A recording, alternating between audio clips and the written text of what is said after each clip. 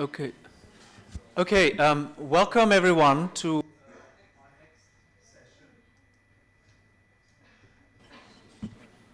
and I think without further ado, I'll hand over to Serhun, who will introduce himself.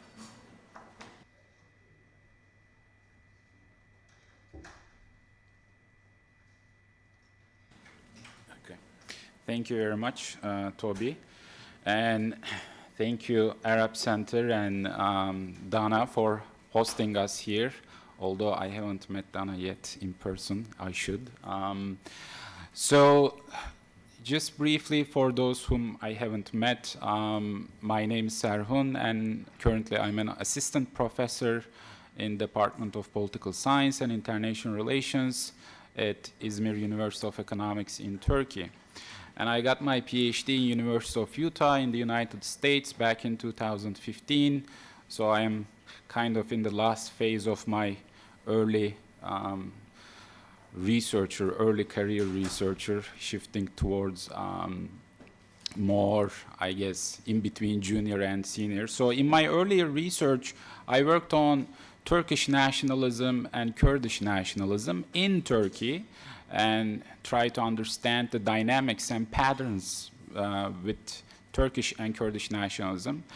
And right now, this is the presentation that I'm going to do today in very early stage, and my intention is to turn it into my second monograph. And in this one, what I am trying to do is to understand Kurdish nationalism in a more regional context. And the reason why is that I think the nature of the Kurdish question in the Middle East has changed in the last 2 decades or so. If you look at most of the studies in the 20th century, Kurdish question was analyzed as a minority question in each state, in Turkey, in Iraq, Syria. But I think right now we are in the stage that Kurdish question has become a national question in one of the heartlands of the Middle East. It has become a question of state or no state, question of state or state-like entities in these different 4 nation states, basically Iraq, Syria, Turkey, and Iran as well. And of course, I come from political science background, and my intention is not just to do an historical analysis. Morten talked about this morning bridging the gap between political science theories or the comparative politics and the area studies. So my intention is to have some explanation in the end of this project, hopefully intervene in some of the theoretical debates, which probably I will need some feedback from you guys today, especially on the theoretical framework. So I'm using the Kurdish nationalism as a case study, and my intention, of course, in the long run is to have a causal explanation within a significant theoretical framework. So, and I have the research question. I don't have sectarianism in my title. Sorry for that. But I think we haven't talked about communitarianism and the state. So maybe my presentation will a little touch upon the ideas of communitarianism, especially by Abdullah Öcalan, the imprisoned leader of the PKK in Turkey, and the question of the state. So, for those who are less familiar with the Kurds, let me show you the map for very basic information. The Kurds are dispersed in southeast Turkey, northern Iraq, northeastern Syria, and western Iran or northwestern Iran. But although this geographic region, Kurds have a strong diaspora in Europe, particularly Germany is a stronghold of Kurdish diaspora.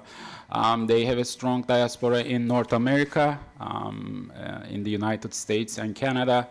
For instance, Nashville is the Kurdistan of the US.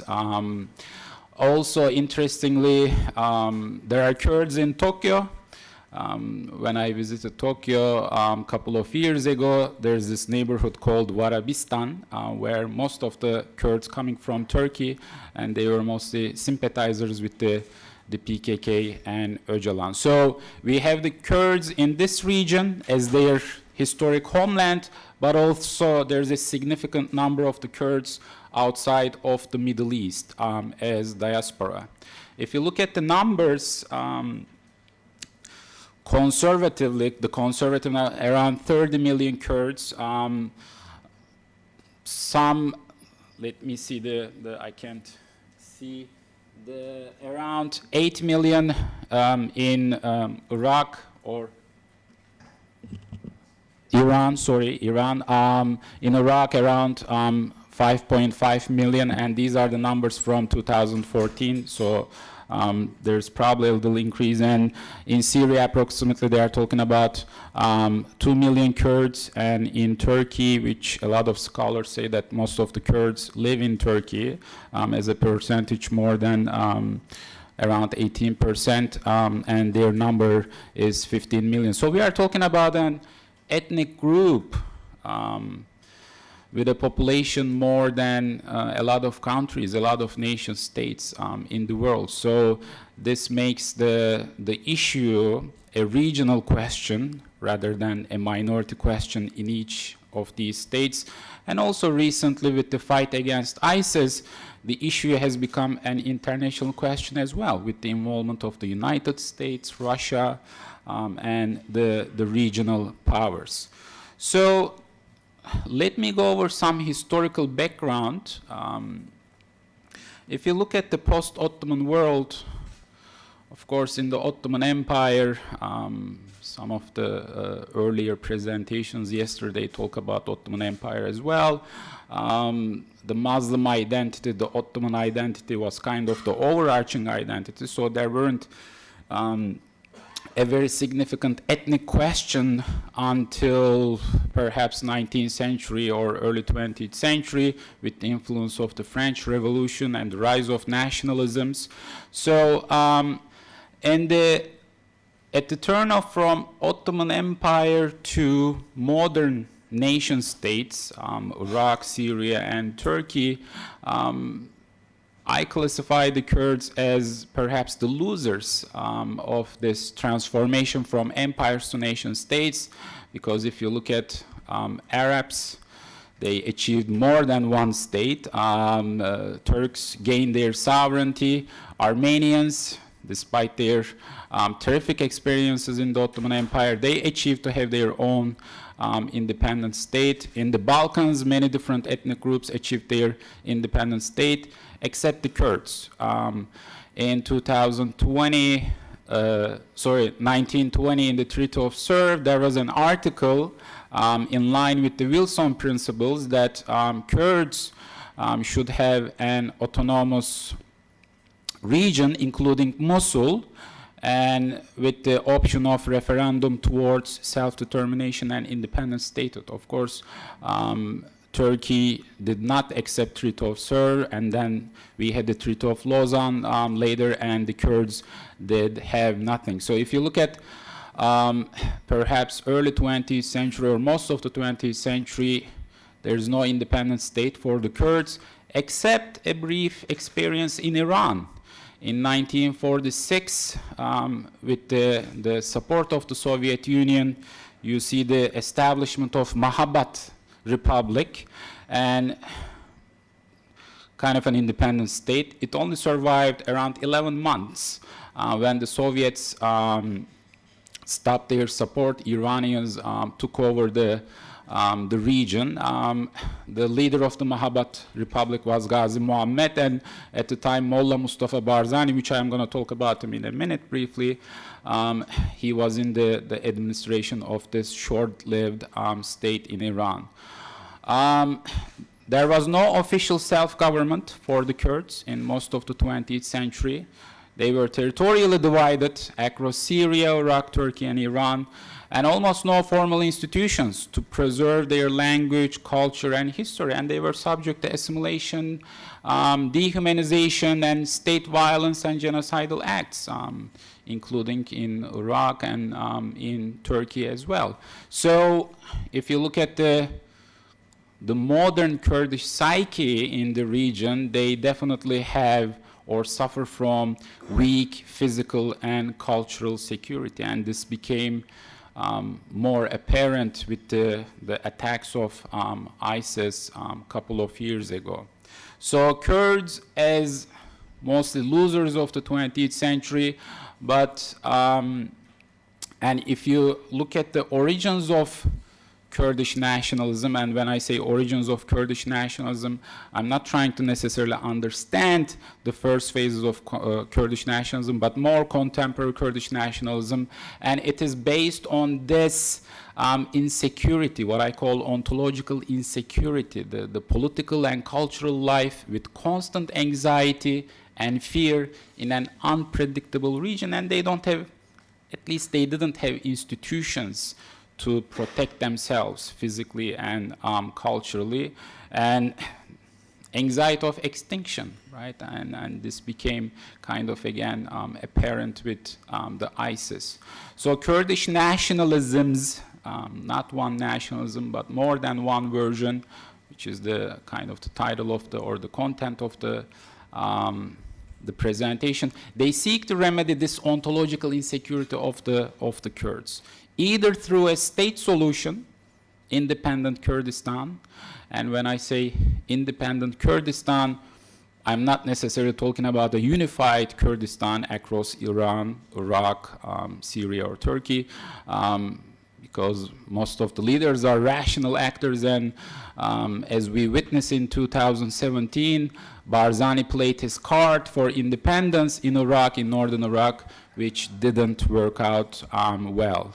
So the remedy to solve the ontological insecurity of the Kurds, either through a state or state-like entities, and the competitor of Barzani in the region, Abdullah Öcalan's solution, is mostly a non-state solution, and I'm going to talk about it in a minute. So empirically, we are talking about statelessness as the key foundation of and difference of Kurdish nationalism from Turkish and Arab nationalisms. While these Turkish and Arab nationalisms can be categorized as state preserving nationalisms, Kurdish nationalism, on the other hand, is a state-seeking or some sort of institutional structure that resembles to state in order to protect or secure their ontological insecurity. And if you come to the turn of the 21st century, now we see the Kurds as winners, especially after the Gulf War in the early 1990s, and with the support of the US no-fly zone, Iraqi Kurds achieved to establish de facto autonomy. They established their parliament, they had elections, and after the toppling of Saddam regime in 2003, again with the US-led coalition, one of the most advantageous groups in the post-Saddam regime has been the Kurds again. With the new constitution accepted in 2005, the Iraq became a federal country, and the Kurds had their official federal region. So the so-called Kurdistan regional government is part of the 2005 new Iraqi constitution, and it turned from a de facto autonomy to a de jure autonomy. If you look at the Turkish Kurdistan, of course, the PKK, listed as a terrorist organization in Turkey by the EU, by the United States. It's the armed wing, but also in Turkey we witness in the early 1990s the rise of pro-Kurdish political parties legal pro-Kurdish political parties, and you see their gradual expansion in eastern and southeastern Turkey. For instance, in the early 1990s, their vote share was perhaps 5% of the national votes in Turkey. But if you come to, for instance, 2015, the pro-Kurdish legal party achieved to have 13% of the national votes. In addition, they managed to win many municipalities in their so-called historic homeland. Although nowadays the picture is not bright because the Turkish state appoints the governors from Ankara rather than the elected leaders govern these cities. But overall, we see that local rule among the Kurds in Turkish Kurdistan has increased significantly since the 1990s, and also the pro-Kurdish party has national representation in the Turkish parliament.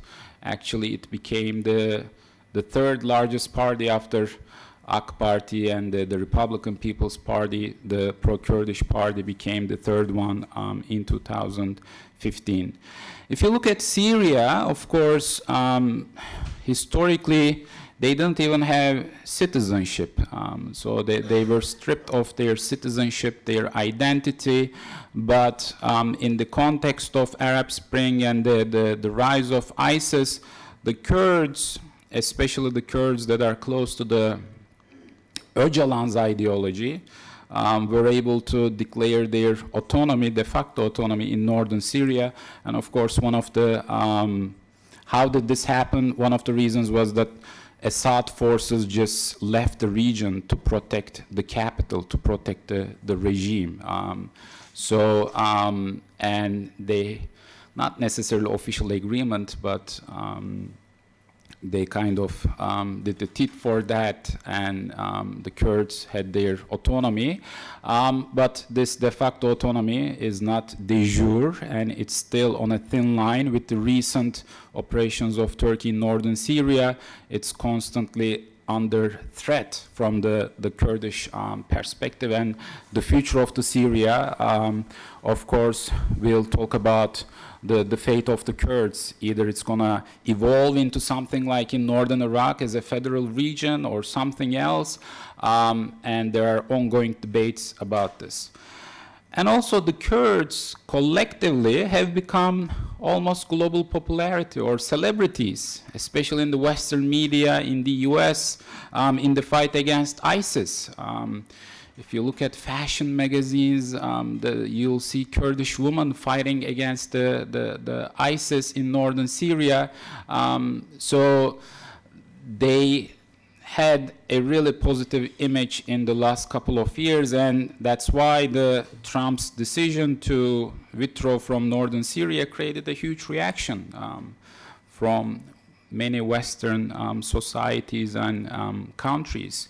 Also, with this popularity and international coalition against the ISIS, money comes in, economic aid and military aid as well.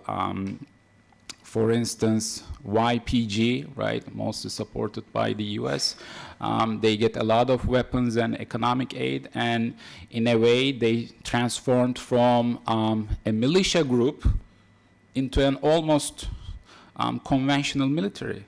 Numbers, people talk about numbers that there are perhaps around 50,000 YPG fighters in northern Syria.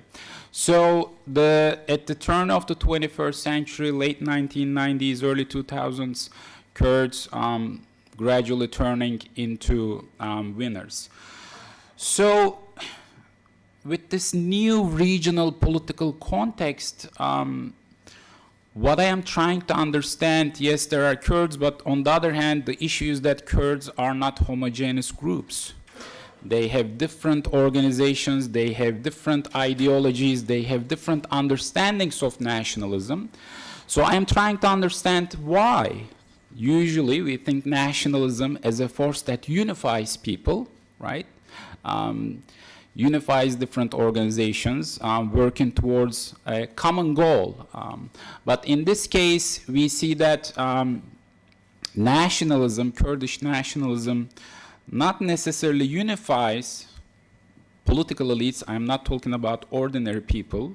And rather than unifies the political elites, we see a division of the political elites. And this division also depends on the political context. And I am trying to understand theoretically how we can explain this failure of nationalism to unite the Kurds. And of course, another research question that I am trying to engage with is Kurdish nationalism a failed nationalism? Because if you look at most of the scholarship of nationalism, they talk about the success, origins, how they became widespread.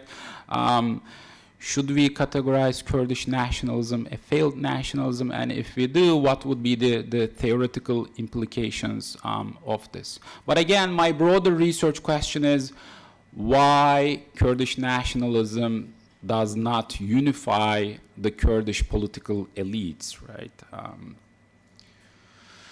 So some of the data comes from my field work back in 2016.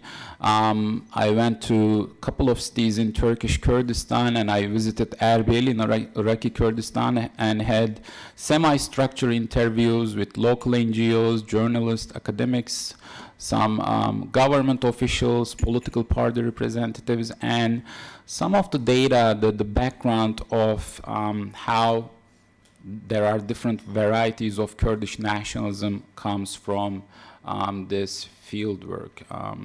Some pictures from my field work.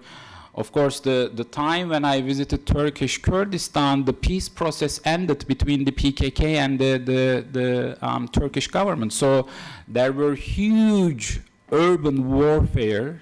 And the picture on the right-hand side on the top, the smoke rising from the heart of Diyarbakir in Sur region.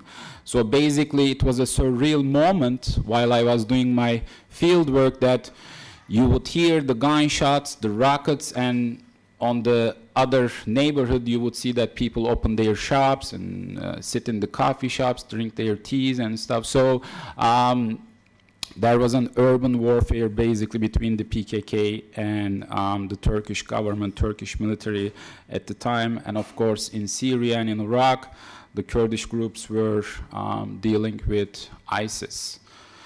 If you look at the major actors in the Kurdish world, I use this concept Kurdish world kind of resembling to the Arab world because I believe that since Kurds are not homogeneous groups or homogenized single group, I basically try to understand the Kurds within the larger Kurdish world with different varieties. If you look at Iran, there is the Kurdistan Democratic Party of Iran. It's actually one of the most rooted political party in the second half of the 20th century. Of course, when you look at the early 20th century, late 19th century, there were many other actors. Maybe we can categorize them as proto-Kurdish nationalism or early Kurdish nationalism. But what I am more interested in the second half of the 20th century. There's Komala in Iran, mostly a communist Kurdish party. Pejak or Kodar in Iran, they are affiliated with the PKK. If you look at Turkey, HDP today, the People's Democracy Party, it's a legal political party, again, in a way inspired by Öcalan's ideas, and the PKK is the terrorist organization or listed as a terrorist organization. And if you look at 1990s, there's Kurdish Hizbullah. And Kurdish Hizbullah was Islamist radical group fighting against the PKK. A lot of people argue that Turkish state, in a way, helped the creation of Kurdish Hizbullah to weaken the PKK in Turkish Kurdistan. So Kurdish Hizbullah today also evolved into a legal political party in Turkey called Hüdapar. Okay, if you look at northern Iraq, there is the the PUK, Patriotic Union of Kurdistan, which is kind of a center-left party, Goran, or the Change Movement, which was recently established back in 2009, and his leader died, Nishirvan Mustafa, and Yekurti is also an Islamic party in northern Iraq, and KDP, of course, the center of the Kurdish politics in northern Iraq with the leadership of Barzani family. If you look at Syria, YPG, the People's Defense Units, the armed militia or armed group of PYD, and there are different names, sorry about that, so if you get confused, I can give more details in the discussion part. YPG, PYD are affiliated with Öcalan, or the Öcalan's ideology, but on the other hand, the Kurdish National Council in Syria, they are mostly affiliated with the Barzani family, or Mesut Barzani, okay? And if you look at again, the paper or the project is about Kurdish disunity. So if we look at major intra-Kurdish conflicts in the last couple of decades, we can definitely talk about Kurdish civil war in Iraq between the PUK and KDP, what the Kurds called Birakuji. It took almost 4 years, and with the help of the United States, they reached a Washington Agreement and peace was established. If you look at Kurdistan regional government today, although it's a federal region, but it's divided. It's divided between two political parties. In a way, Kurdistan regional government is a composition of two city-states. On the one hand, there's Süleymaniye, mostly controlled by Talabani-affiliated PUK. On the other hand, you have Erbil, mostly controlled by Barzani family. And these cities have different security forces, different Peshmerga groups. So although Kurdistan regional government, they have a parliament, they have elections, political parties, they still don't have unified security forces. And that's one of the significant issues of Kurdish disunity. And of course, in Turkey, there were really brutal war between the PKK and Kurdish Hezbollah in the 1990s. In Syria, northern Syria, there is the competition between the Barzani-led Kurdish National Council and Öcalan inspired PYD. If you look at in northern Iraq, of course, there are tensions between PKK and the Kurdistan Democratic Party because the PKK headquarters are in northern Iraq, in the mountains of Kandil, and they are kind of trying to expand their bases. So, and the Kurdistan Democratic Party is not happy about this, that the PKK is or has increased its influence in their own territory. And of course, one significant conflict within the Kurds became after the independence referendum in 2017. Barzani wanted to have the Kurdish independence referendum, and he did, although some Kurdish groups opposed to it to a certain extent. And after the referendum failed, basically the Kurds lost Kirkuk, which is a disputed area in Iraq. Kurds claim it, Turkmens claim it, and Arabs claim it as well. So Hashd al-Shabi and the Iraqi armed forces took Kirkuk, and the Barzani family blames the Talabanis or the PUK. So you can see how these deeply rooted Kurdish disagreements and rivalries reflect on daily politics of the region. If you look at the leadership in Kurdish nationalism, and again, I'm here talking about the second half of the 20th century, of course, perhaps the most famous, the most known is Mullah Mustafa Barzani, the guy on the top. He was part of Mahabad Republic in Iran as well, and then he found a refuge in Soviet Union and came back to Iraq and basically led what the Kurds called September Revolution between 1961 and 1975. And so his legacy influenced many different Kurdish parts of the Middle East. And of course, his son, Mesut Barzani, until recently, he was the president of the Kurdistan regional government in Iraq. His charisma and authority comes from, in a way, from his father. So the guy on my left side, Abdurrahman Kasımlı, he became an influential Kurdish politician in Iran between 1979 and 1989, but he was assassinated by the Iranian agents in Vienna in 1989. So he could become an influential leader within Kurdish nationalism, but and the guy had PhD in economics in Prague, so very intellectual. He was critical of Soviet socialism, but mostly adopted European-style socialism or social democracy. Perhaps that's one of the reasons why the Kurdish nationalism is relatively weaker in Iran compared to other regions, because they don't have leadership. And the guy next to him is Celal Talabani, the founder of the Patriotic Union of Kurdistan, mostly controlling. He passed away in 2017, and he was the president of Iraq based on the deal after the 2005 constitution, and based on the deal among the Kurds. Barzani took the presidency of Kurdistan regional government, and Talabani took the presidency of Iraq. So Talabani had a law degree from Baghdad, and very intellectual, very urban person, and he mostly adopted, perhaps influenced by the combination of Arab nationalism and socialism, he mostly adopted the Kurdish nationalism and socialism together.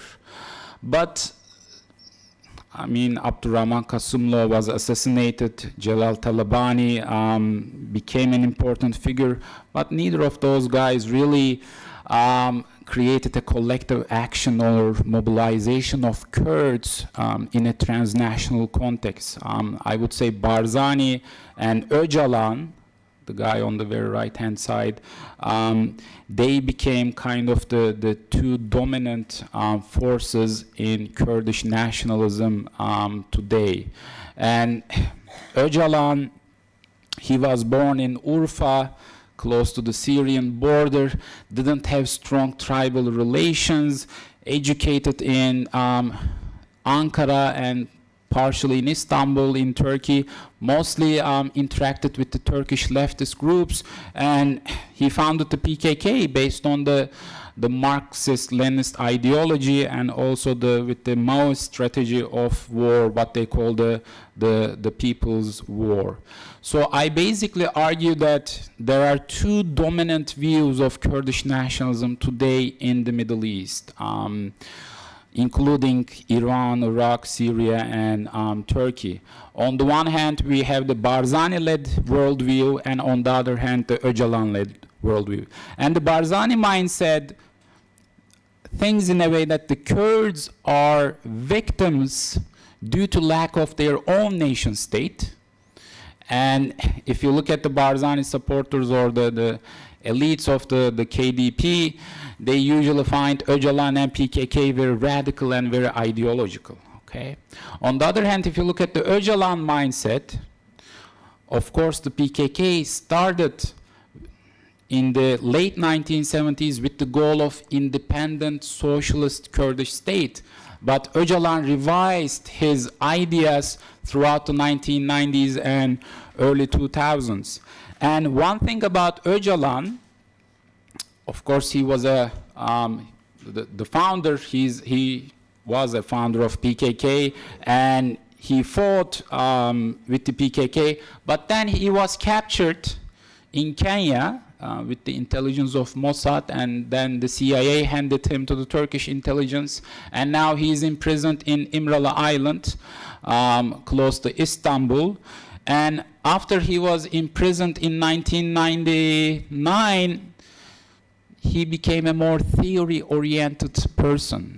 Since he's imprisoned, he read a lot of books. He was inspired by many scholars and philosophers from the West, and he talks about in his books about the international system, the nation-state system, socialism, weaknesses of Marxism, the role of Islam in the Middle East. So he, in a way, became a philosopher in the prison after he founded the PKK in 1978. And of course, his understanding until recently of the Barzani group and their ideas of Kurdish nationalism is very archaic view of Barzani. He thinks that Barzanis represent the 20th century nation-state ideas, but Öcalan thinks that we need to go beyond nation-state or state solution. If you look at some of the differences, of course, Öcalan worldview is more leftist, even radical left. Barzani worldview can be considered center-right. Öcalan anti-imperialist and internationalist idea. If you look at the people who joined the YPG, the foreign fighters of YPG, many of them came from Europe and the US with anarchist and socialist views. So if ISIS represents the global jihad, YPG in a way represented the global socialism or anarchism in a way similar to Zapatistas in Mexico in the 1990s. Barzani is more nationalist, and when I say nationalist, I mean that he wants the nation state, an independent nation state for the Kurds. Of course, Öcalan has a class consciousness, and when Öcalan analyzes the modern nation state system, he sees it not as independent from capitalism, what he calls capitalist modernity. He says that the people cannot be secure economically, politically, culturally within the capitalist modernity. That includes the nation state. And Barzani, on the other hand, I mean, they are on head of important oil resources, support free markets, big business friendly, the mindset. Öcalan, on the other hand, supports decentralized governance, and that's what the practice of northern Syria, right? Local cantons, local communities, not necessarily for Kurds, but for other ethnic, religious, sectarian groups. That's why I put the communitarianism over there, which is the title of this winter school. Maybe we should talk more about that concept as well. On the other hand, if you look at how the Kurdistan regional government is governed based on presidential system or semi-presidential system and with very centralized authority. Another difference of Öcalan gives a lot of importance to women and the woman emancipation, at least on paper, right? There are many debates whether YPG and PKK are sincere about these emancipations, but if you look at YPG, right, the women are at the forefront on the battleground and also in political decision making as well. Barzani, on the other hand, more patriarchal, more tribal. And when I say more patriarchal and tribal, I don't want to be the Orientalists. These guys are very modern as well, but you can see that the ideological difference between them. And Öcalan, mostly secular. Barzanis are not necessarily Islamist or anything, but they are socially conservative. And Öcalan actually in the 1990s, after the Cold War ended, revised his views on Islam. Before, the PKK was very anti-religious, and the Kurdish people, ordinary Kurdish people, can be very pious Muslims, right? And that's why Kurdish Hizbullah suddenly in the 1990s became very powerful against the PKK. So Öcalan revised his views in the 1990s that Islam can be or can have a revolutionary character as well. So he, in a way, applied this more leftist version of Islam, and to a certain extent it worked. Today, many religious Kurds also vote for the pro-Kurdish party in Turkey. So why these different axes of Kurdish nationalism? And if you look at the political socialization of these competing Kurdish nationalism, of course, Barzani had strong tribal relations from his father, from his grandfather. On the other hand, Öcalan had a weak tribal relation. Urbanization, migration in Barzani, it's weak. Mesut Barzani, for instance, did not have necessarily a formal education. He joined the Peshmerga in his early years, and his father had medrese education. But on the other hand, Öcalan mostly socialized in the Turkish West with the mostly Turkish leftist groups. And of course, the regime type, I think that's one of my arguments why Barzani and Öcalan have different understandings of Kurdish nationalism, because Barzani dealt with an Arab state, with Iraq, and Öcalan dealt with a Turkish state, a Turkish regime. Turkish regime or the Kemalist regime can be considered, especially after the 1950s, as an illiberal democracy. But if you look at Iraq, especially the Ba'ath rule and Saddam regime, mostly dealt with the dictatorship. And I think that's why an independent nation state became so important for the Kurds in Iraq, because of these really dealings with the dictatorship. For instance, if you look at the Enfal campaign in 1988, basically Chemical Ali, he in Halabja killed thousands of Kurds with chemical weapons. So they have more insecurity, I think physical insecurity, and that kind of motivates the need for an independent nation state. But on the other hand, the Kurds in Turkey, yes, the Kurdish nationalism is a strong engine of the PKK, but it's also a multi-ethnic group.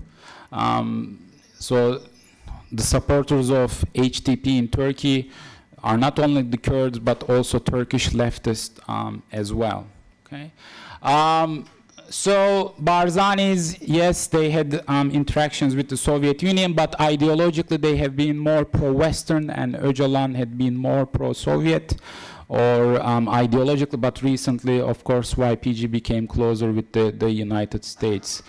Barzani had weak ideology, Öcalan had strong, and at the end, what they demand is Barzani's nation state and Öcalan what he calls democratic confederalism or democratic autonomy, which is a democracy without a state, okay? Democracy without a state and a non-state solution. So if you look at the roots of Kurdish disunity, most of the 20th century scholars argued that religious tribal differences among the Kurds kind of prevented their unification. Alevi, Sunni, Hanefi, Shafi, Naqshbandi, Qadri, Yazidis. Also, they talk about linguistic differences among Kurds. Since they don't have official institutions, they could not standardize their language either. Others talk about territorial division and physical borders that prevents the Kurdish unification.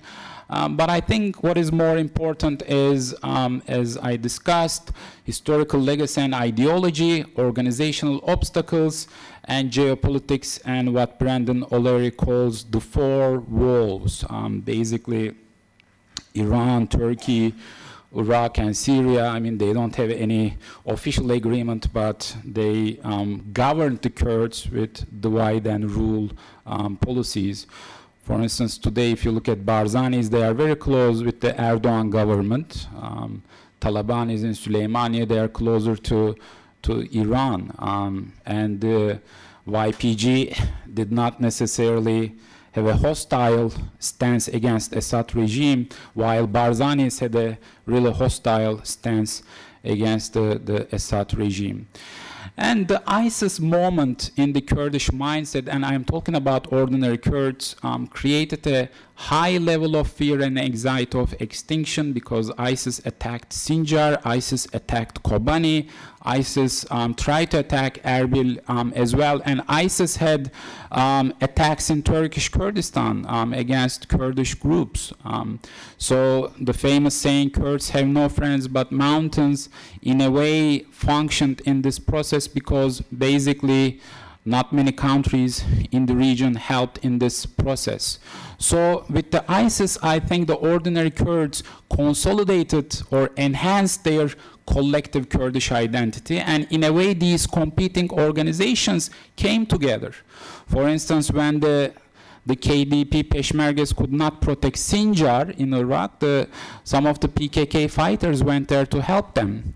And also when the YPG fighters were trying to protect Kobani in Syria, some of the Peshmergas of Barzani passed through Turkey to go and help the YPG fighters. So in a way, this the ISIS moment created kind of a collective consciousness, but the rivalry continues among these organizations, and the obvious example is the post-referendum in 2017, how the PUK and the KDP got in a huge fight or debate about this issue.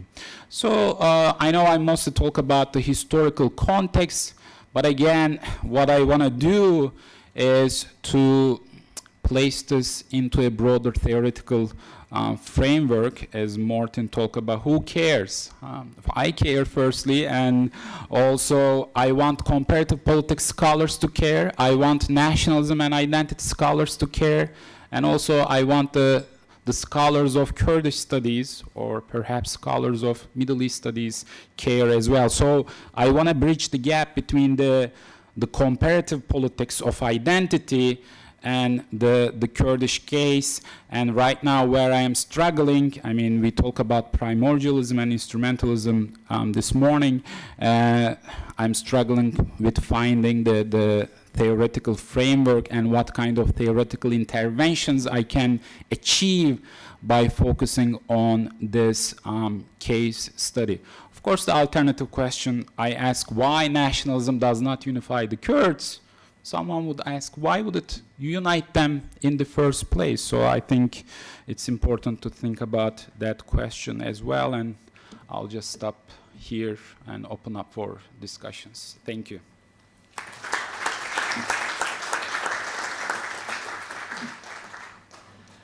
Well, thank you very much for this fascinating paper and presentation. Given how well it was going, I let you speak way over time. Thank you. But I mean, it was very interesting, and I think you've given us a really comprehensive overview of Kurdish politics in the 4 states, you know, where it mainly plays out. I have to admit, I mean, I'm not an expert on Kurdish politics at all. So, I mean, I learned a lot from you, and I think, therefore, I don't have incredibly insightful comments in a sense. I mean, I suppose you brought it up that the school is called Sectarianism, Communitarianism, and the state, and so I suppose one of the things we could be thinking about is what can we, you know, in which ways is this case, for example, and other cases of communal politics similar or different from cases of sectarian politics, or is there no difference? And then in that case, you know, we need to take the we need to move on in a sense. So, I mean, just thinking out loud, I can see one of the things that you're interested in is obviously the connections between the 4 cases. And I suppose that's one thing where this maybe is similar to cases of, for example, Sunni-Shia polarization in the Mashrek, or, you know, in some of the core states we're looking at, in the sense major events in one case has impact on the other 3 cases. Also, the ways in which Kurdish political parties try to operate in all the 4 theaters, or try to have alliances in all these 4 cases, and then, you know, yeah, rivalries in one will have an impact on the other. I mean, I thought personally very interesting to keep the kind of left-right dimension in mind and the Cold War legacy. I mean, perhaps in the case of the Öcalan inspired movements, this is very obvious, in a sense, more obvious than in some of the other countries we're studying, but it's one thing that I think is always important to keep in mind, like the ideological genealogy of the political movements in the Cold War, or in some cases before. And that is something that you obviously also have, not necessarily amongst political Islamists so much, but in a sense in the political scenes that then some of the political Islamists come out of, for example, in Iraq or in Lebanon or in other cases. So I thought that was very interesting. I mean, I think if I understood you correctly, your basic research question was, why did these two competing approaches develop in Kurdish politics? Why they developed and why we don't see unification. Yeah. So, I mean, in a sense, you have kind of told us, in a sense, why the two forces developed and how they're different.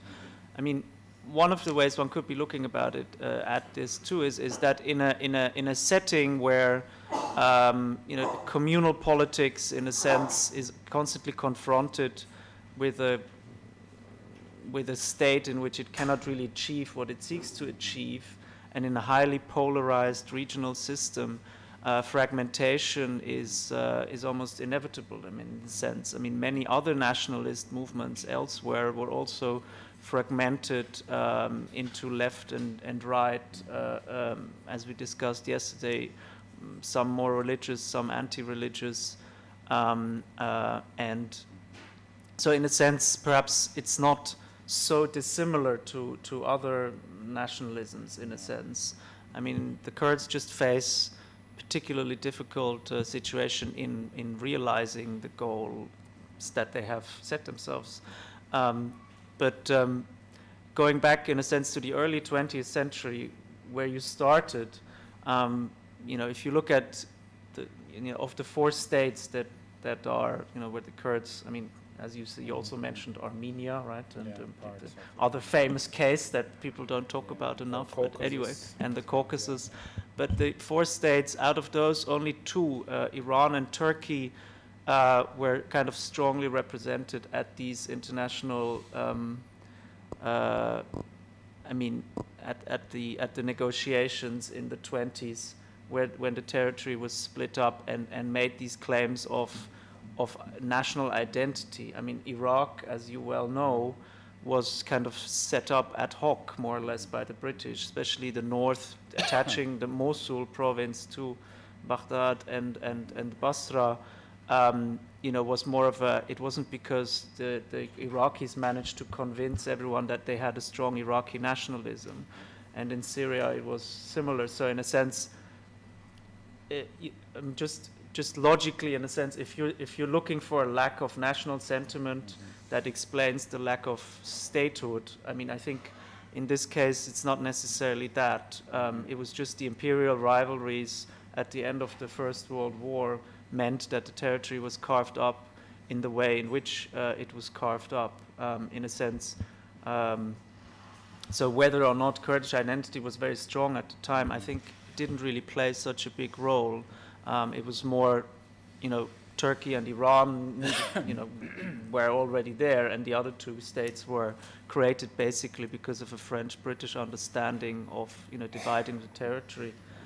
So, I mean, do you get what I'm trying to say? I mean, it's just and that's why I understand the historical context that early 20th century, and I think the project definitely needs to talk more about this early 20th century, but I'm trying to focus on the second half of the 20th century. I mean, but I definitely agree that there are really different political contexts in the making of Kurdish nationalism in these different states. So I'm just trying to say that, in a sense, whether or not Kurdish nationalism was strong didn't really play such a big role on the Kurds getting a state in either of those four cases. That wasn't really, I mean, and I think, you know, you mentioned that again now, that there's such a strong sympathy towards the Kurdish cause, in a sense, because of the fight against ISIS, but at the same time, the kind of structural realities of the Middle Eastern state system and the international system meant that, despite all of that sympathy and strong nationalist feeling, it now didn't lead to Kurdish independence, or, you know, or even protection long term of Syrian Kurds. So I mean, this is one of the puzzles that is in your research. I don't have the answer, but in a sense, if you look at why does nationalism lead to disunity, the international system and kind of international history of it really also obviously needs to be very strongly in it, and you have it in the sense of in the Cold War alliances thing, but it is also I mean, it's just, you know, it's probably the decisive factor. Geopolitics and the international context. And I mean, otherwise, I'm not sure how this actually works with the papers. I mean, everyone else hasn't really read the papers. I find it, as a side note, but I find it slightly difficult to talk about papers specifically when we are all, you know, really into the papers. So I think some of the more detailed comments on the paper I might give you personally, but I think, you know, it was well written, and you have, you know, you obviously mentioned all the different, you know, you characterized the different factions very well. But I mean, I suppose at the end, one could ask oneself, so what do you know, what is kind of new in your, I mean, you have a very good reading of the you know, of the different factions and how they interact with each other. You've done field work in Turkey and Iraq, and this is amazing. But in a sense, what is this contributing to the literature that we did not already know? So I think with this easy question, I will let you respond.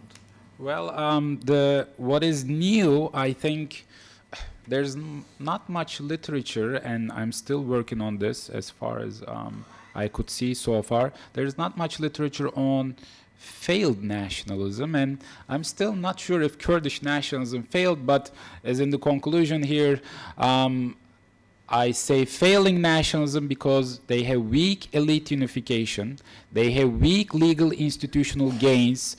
I mean, Kurdistan regional government in Iraq is the most legal institution, or the legal institutional territory of the Kurds, as secured by the constitution. But with the loss of Kirkuk, it's not even secured, or in the long run. And also, there's the weak organizational solidarity among Kurds. It's not just that Kurdish nationalism does not unify these groups. They fight with each other. That's kind of part of the puzzle. Yes, we can explain why they don't unify because of the international context, geopolitics, but why do they fight with each other? Because they have the shared victimhood, the shared deprivations, and they all claim to represent the Kurds. They all claim to work for the Kurdish security. So that's kind of my puzzle, but also I also leave the option that to myself and for you, for the audience, why would they unite in the first place? I also put that as an option, alternative research question to myself. And what is new? I think in terms of the Kurdish studies, there is no broader regional comparative understanding of how Kurdish nationalism evolved in the region. Most of the studies look particular countries.